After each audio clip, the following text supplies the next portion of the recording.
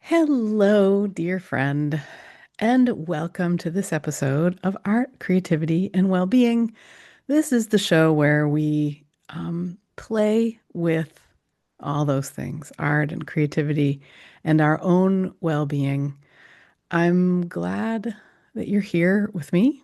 Um, I'm Kay. I'm Kay Lock Cope, a coach, a creator, um, someone who's just gotten back from a transformative experience on the heels of a very, very transformative year, I would call the last year, um, starting with the end of 2024, quite transformative.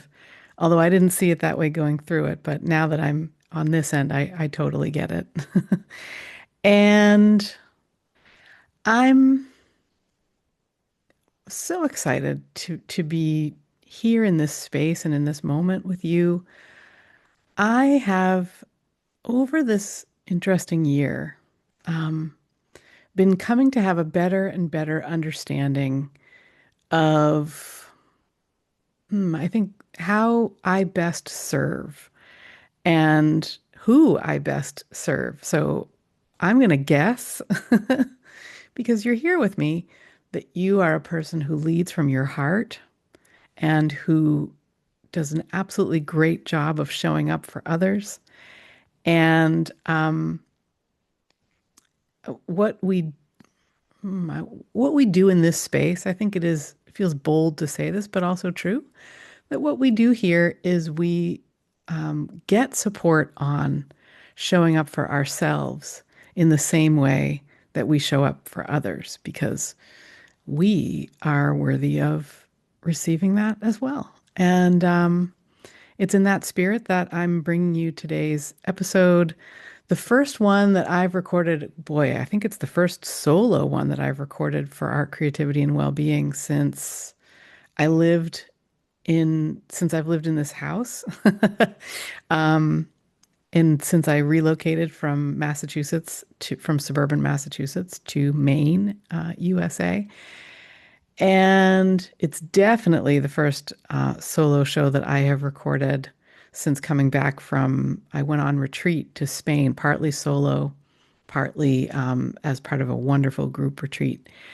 And I'm coming back from that with a deeper understanding of many things. Um, One of them is, I think, very practically, I had allowed my comfort zone to kind of shrink a little bit as we've been doing the moving and as we've been as I've just sort of upended my life and said goodbye to my grown children and moved away from them because they chose that they didn't want to live here, and but yet Ben and I really, really did. And I'm as I say, I've expanded my comfort zone. Like I'd never been, well, not never, but I hadn't been to a country where I didn't speak the language um, in more than 30 years. And I got to spend a semester studying in Italy when I was in college. That's the last time I did that. And I did it with support. Like I did it there. I was part of a program. I lived with other people. There were some supports. I actually went to school to learn the language while I was over there, as well as for the art history. And this feels different because I went into it knowing that I was going to spend the first 4 days, as it turns out, all by my onesies in this beautiful place called Laxe, Spain. Laxe is how Laxe is spelled. It's in the it's along the northwestern coast of Spain, and it's such an interesting place with so much just culture and history and vibrant people and great food. And we were right on the ocean, or I was right on the ocean. In fact, when I first stayed there, I was in a hotel that was like literally called the Playa Beach. I mean, the Lache Beach. Playa is the Spanish word for beach. The Lache Beach Hotel. And oh boy, was that amazing. And I wandered the headlands and I made art and I was in transports of joy over everything. And I navigated everything except for getting to from the airport to my hotel all by myself. And I've never done that before in a place where I didn't speak the language. And I had such fun just connecting with people. It's amazing how you can connect with people even if you don't share a language. I found Google Translate really helpful on a practical level, and I used it in a way that felt intuitive to me. So I would try to learn things before I went, for example, to a restaurant. I would use the Google Translate to help me, and I have a big expanded notes section on my phone that is full of these expressions now, or questions or words. It's sort of a more extensive vocabulary. I would use the Google Translate to help me anticipate or to try to figure out what was I going to want to ask people while I was out. And then I would try to learn how to say it and try to understand their responses back. Um, and I had such fun doing that. Uh, and I learned a lot. I mean, for I was there for a week and a half, and I came home with a lot more language and a lot more understanding than I would have thought. Think the understanding of a language comes before the being able to speak it as well. We see this in babies and babies that are learning our language and then all the way on up. It it's the first steps are taking in, right? And then so to be able to use the Google Translate so that I could kind of express as well as begin taking in felt amazing. Um and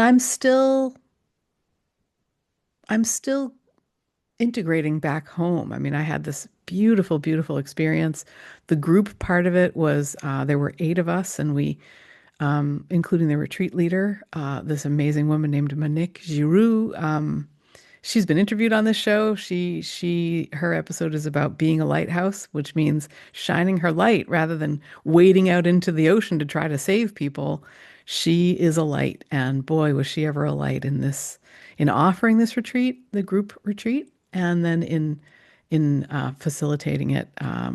It was absolutely amazing. We went to places where I could never have even imagined going. Everything from a 5,000-year-old Celtic history site, like where we could walk amongst them. I made drawings of them, these buildings that were made by these Celtic people 5,000 years ago. That it's an archaeological site that's sort of been excavated, and now it's just in the landscape. You can go and wander around. It feels absolutely amazing to be able to do that. Everything from that to incredible hikes. Monique did a forest therapy coaching session for us in a park in a forest full of waterfalls, which was like, I never thought to see something like that. And here I was in it, right? And everything from that to like one night we went out for a special, amazing tasting menu dinner in in this stone house that you could drive by and not know that it was a restaurant, but in fact, the Galician chef who is the chef in this restaurant has won awards in Spain because his food is so reflective of Galician culture and it's also just friggin' delicious. So all that was really special, and I wanted to bring you today from the energy that I have been in since coming home. I wanted to bring you,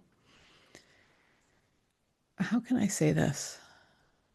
Just a little, I guess, kind of a little pebble for you to keep in your pocket, or a little shell for you to keep in your pocket. Um, and each week, I'd like to be sharing out just something small, um, an invitation, an inspiration, a little piece of hope, as we enter this crazy time of year. We are now, as I record this, it's, I believe, the 9th of November. It's a Sunday. This will come out on the following Tuesday. Um, and it's just like from now through the end of the year, it's supposed to be. I use that word very in quotes, supposed to be the most wonderful time of the year. It's supposed to be joy and delight and merriment and all that stuff. And it can end up being so stressful with all these layers of emotion as we try to give the people that we love a special experience, or gifts that they would like, or spend time together. And I think I've been reflecting on what has my experience been in these last months and weeks that might be interesting for you to hear about, but most importantly, useful for you to bring into your life right now when things are so nutty. And I am going to be sharing some things out over these weeks. My intention is to just have a little something for you, just a nugget, a little rock. Actually, I'm going to grab something. Hold on.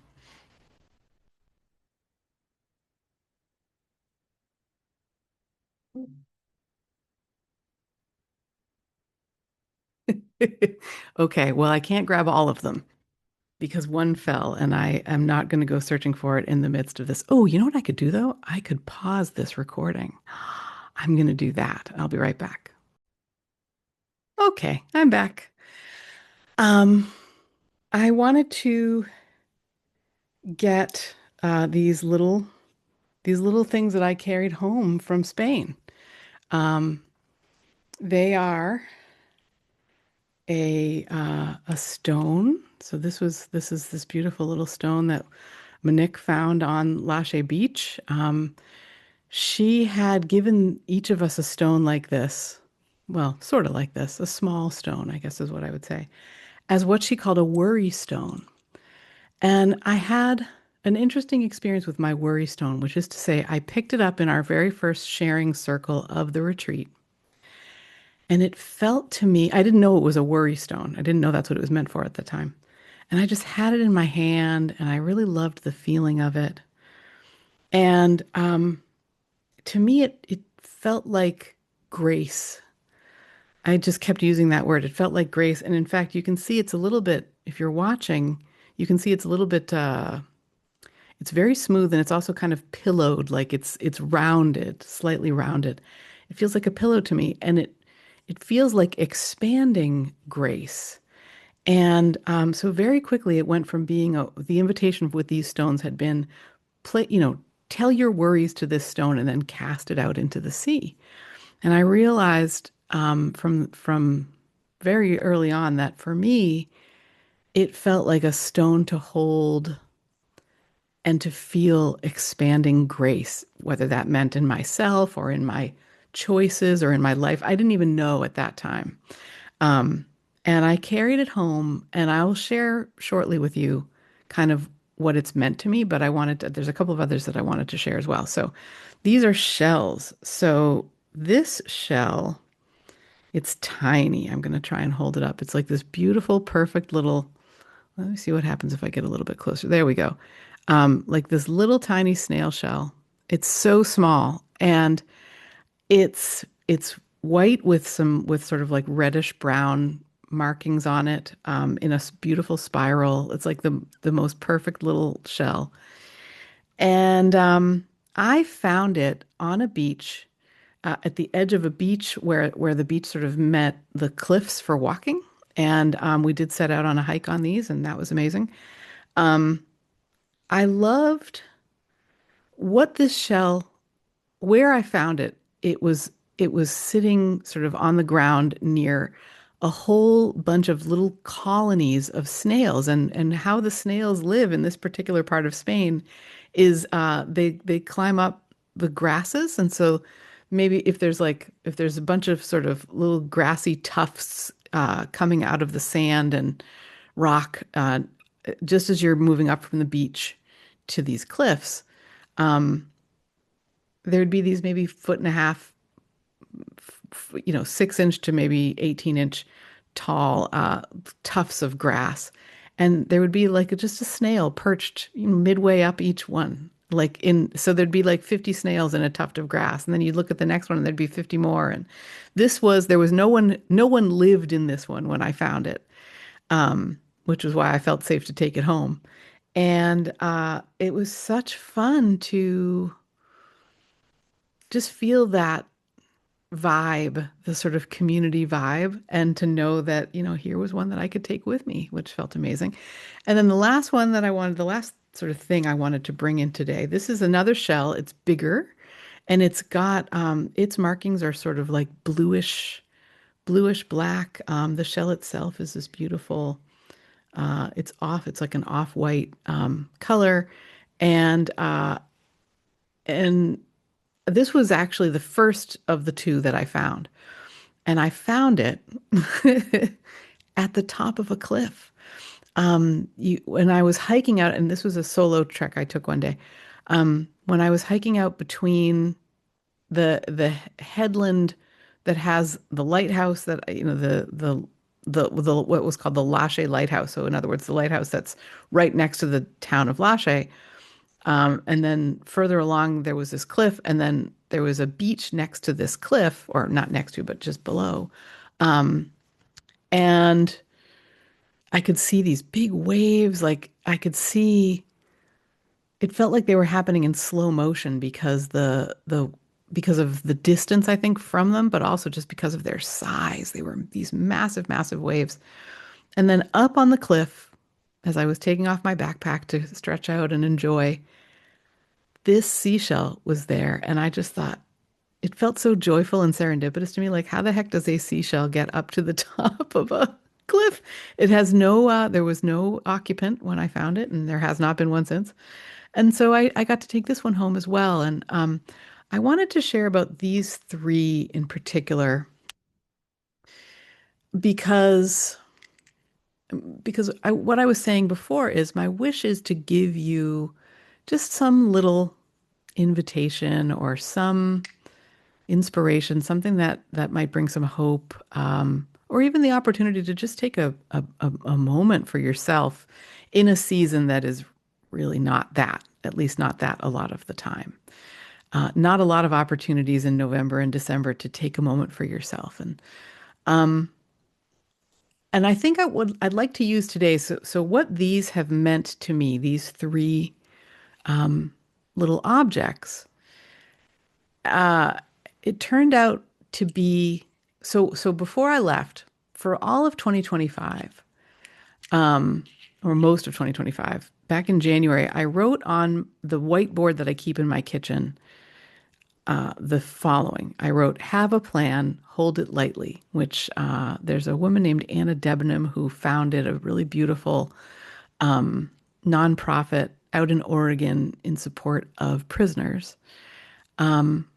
And that's her motto. In her TED Talk, she shared about having a plan and holding it lightly.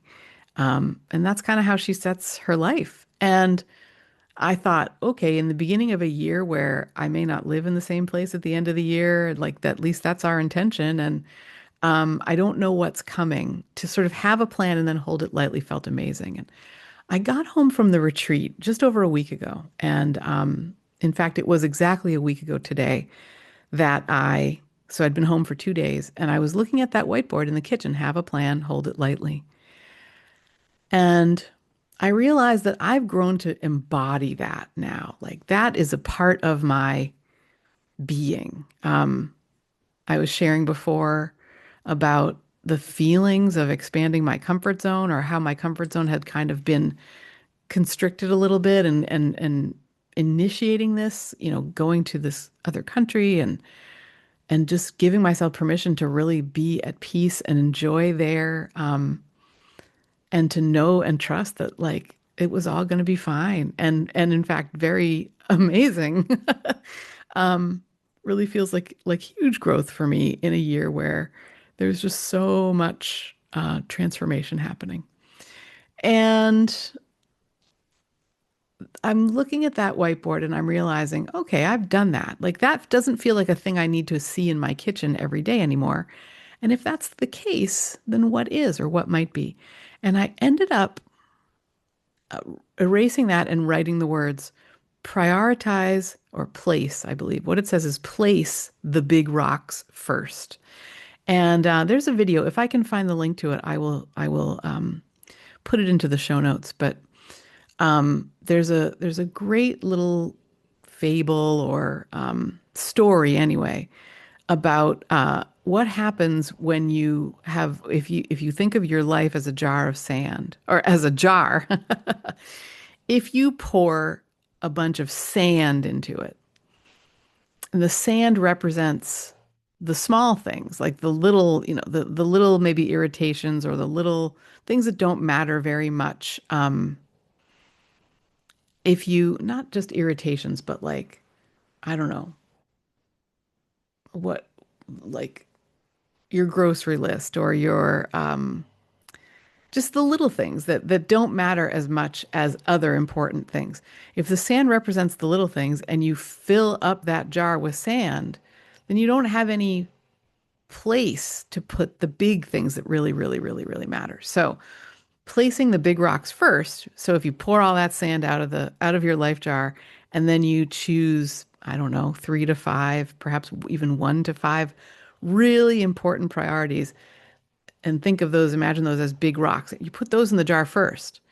And what's really interesting is you can pour pebbles into the jar. Even with the big rocks in there, there will still be room for pebbles. And then, even with the big rocks and the pebbles in there will still be room for sand. And even with the big rocks and the pebbles and the sand in there, there's even still room for water. And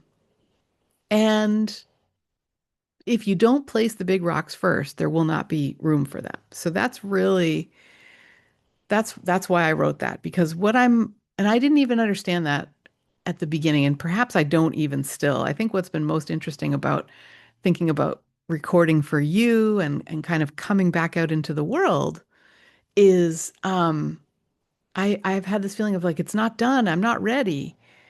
But what I'm ready to do is share joyfully from my heart about something, a process within me that isn't quite complete yet. And that is the process of integrating after transformation, whether that's transformation of our year, to get here, or transformation from a week and a half long trip where I really put everything aside and prioritize my own rest and being okay with whatever came up inside myself. Some of the trip was really challenging emotionally. It felt like real deep work. And to be able to be okay with that inside myself, even while it was going on, was really interesting. And I'm not done with that process yet. Then I got home and, I'm trying to, not trying, but I'm allowing myself to just be me as I am figuring this out or, allowing the integration to happen. And, and one of the first things that I did was to understand that it was time to name my priorities and place those big rocks first. Whatever that meant, what did it mean on a daily, momentary, year, looking out to the future way? I tried to be down for all of it. And so these 3 things have come to represent what I see as my biggest priorities. And before I share what that is, we're kind of getting to the point of wrapping up here. I have the invitation that I have for you is to find or locate or even imagine if you're driving and you can't grab something. 3 objects that have a lot of meaning for you. Maybe they're crystals or stones. Maybe they're one person I know, it was their sunglasses that was a really special object for them. And another, it was a rock that had been engraved with some beautiful words. There's lots of things that it could be, that these could be. So find 3 things. My 3 things are a little stone and 2 little shells that came from Lache, Spain. And either have them with you, pause me and come back. Or if you can't do that, that's really okay. You can imagine them. You can you can remember them in your mind. And I deliberately do not say you can envision them because some people don't have that ability, but that doesn't mean that those people can't hold things in their minds. It just means that they do it a little bit differently than someone like me, for example, does it. So bring them to mind, or have them in your hands and just let yourself feel the weight of them, the shape of them.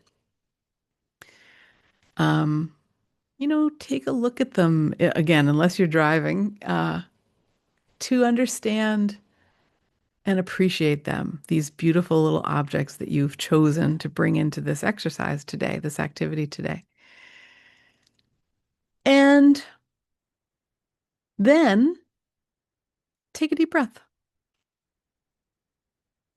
And feel yourself relax on the exhale. Just let those shoulders down a little bit. Let the jaw loosen up. Let the feeling in your belly be one of peace if it had been something else before, and continue to be peaceful if that's what it was. And as you're holding them, just be curious, like, what are your priorities? What's most important to you? Um, what's most important to you in this moment? It can be anything, anything that feels aligned with your values, anything that feels really, really, really important to you. And I'm curious if you're thinking of these objects or if you're holding them, um, is it possible to sort of assign, give is a better word than assign, because assign makes me think of like strict teachers and stuff like that. But can you give one of your priorities to kind of be embodied by this object, by one of your objects, and the next, and the next. And I think working with three priorities is really the invitation that I have today. If it's less than that or more than that, that's okay. For me, it happened to be three, so I'm going to kind of continue speaking about it like that. Um, and then I think the reason for this is so that when you come across these objects or when you call them to mind, they're attached to something really important to you that you can also recall. So it's kind of a way of keeping your most deeply held priorities where you can see them, where they don't fade into the background. And I know in this last week since I've been home, it's been really special to have been able to do this. Um, and perhaps write a little bit about it if that feels good, or speak. Sometimes I have a coaching client who puts her notes function on and just hits record as she's driving to work. She's got a really long commute, and just talks out what's in her heart. So perhaps if you're driving, you can start up your notes and take some notes about your priorities, your top three priorities, and how you've given them to these three objects.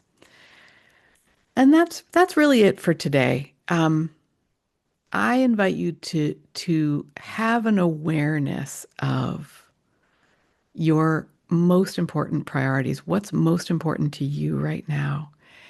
And and that's really it. Like I think there's something very special about understanding or giving ourselves the peace and openness to just name something and let it be.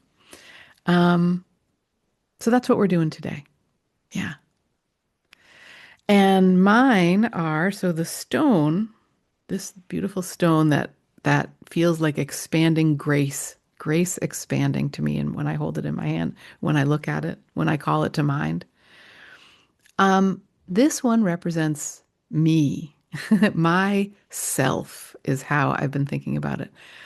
My creative self, my spark, my soul. I mean, that is a very important priority for me. It wasn't always, but it is now. And so that's why this stone represents that for me.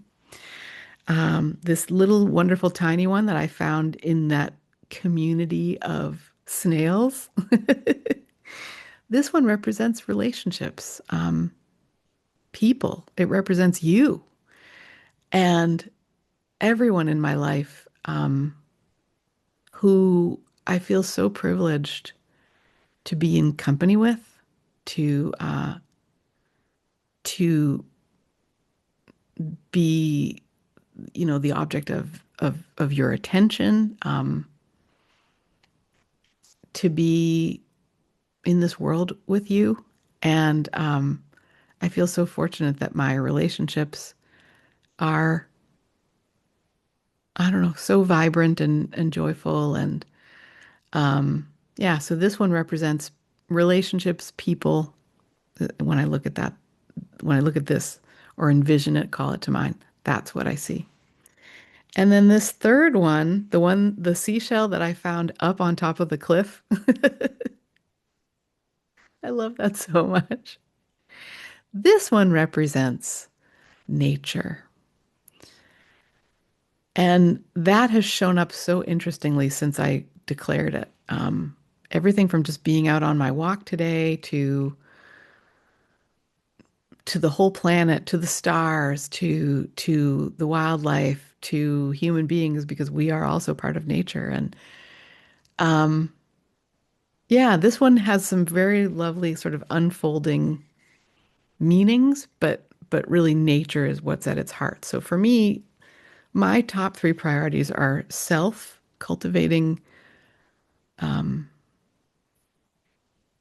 well-being in myself is an important priority. As I say, it wasn't always the case. So I'm proud of myself for that one. People and relationships are a top priority for me, and nature is a top priority for me. And I would be so curious what comes up for you.